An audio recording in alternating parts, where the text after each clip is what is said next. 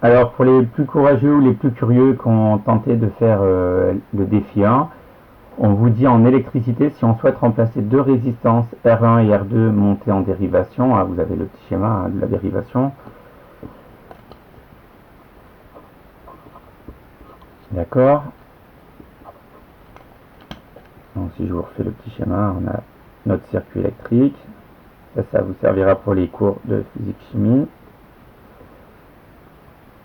Donc on souhaite simplement mettre une seule résistance sur le parcours. Et donc on vous donne la formule suivante. On sait que la valeur de cette résistance, 1 sur R, doit être égale à 1 sur R1 plus 1 sur R2.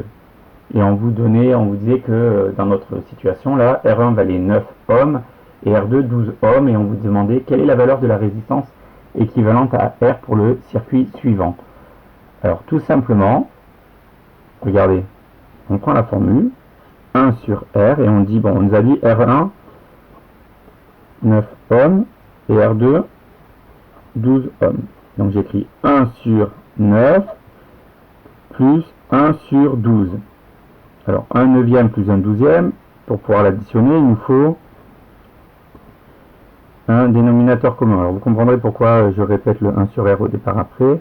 Donc je prends le plus grand, 12, la table de 12, 12, 24, 36, qui est aussi dans la table de 9. D'accord, donc on va faire 9 fois 4.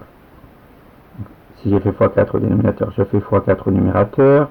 Pour passer de 12 à 36, je fais x3. Donc 1 fois 3 sur 12 fois 3. Donc je me retrouve avec 1 sur R égale à 1 fois 4, 4 plus 1 fois 3, 3 sur 36. D'accord. Donc 1 sur R égale à 7 sur 36. Et moi, je vous rappelle, on veut trouver la valeur de la résistance ici. Alors, il y aurait une autre manière de raisonner, mais comme on n'a pas reparlé encore de l'inverse, il y en a certains qui vont être perdus. On peut faire tout simplement, ça doit vous rappeler quelque chose, hein. Quand j'ai une égalité de deux quotients et que je cherche un des nombres, ben, qu'est-ce que je peux utiliser? Le produit en croix. D'accord? Donc je pourrais dire simplement quoi? Que, alors je vais me mettre ici hein, pour finir mon travail, R fois 7 ou 7 fois R, vous êtes d'accord? 7 fois R, c'est égal à 1 fois 36. D'accord? Donc, R c'est égal à quoi hein? 1 fois 36 divisé par 7, donc 1 fois 36, 36. Divisé par 7, alors là 36 il n'est pas dans la table de 7. Si je prends ma calculatrice, ça ne se termine pas, donc je peux simplement donner une valeur rapprochée. Donc si vous le tapez sur votre calculatrice, hein, regardez,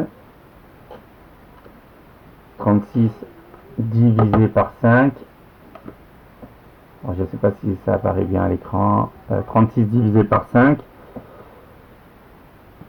ça me donne 36 divisé par 7, pardon, pas 36 divisé par 5, 36 divisé par 7, ça me donne 5,14, 28, etc.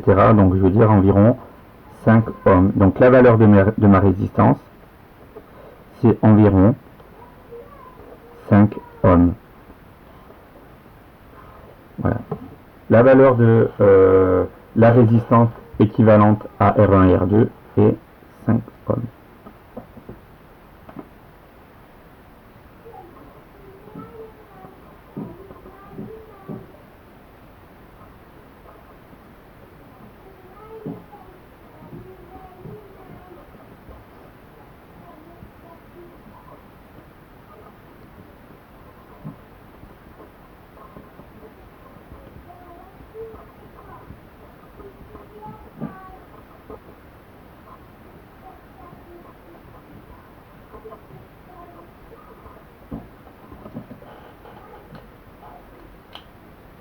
Et voilà pour le défi 1.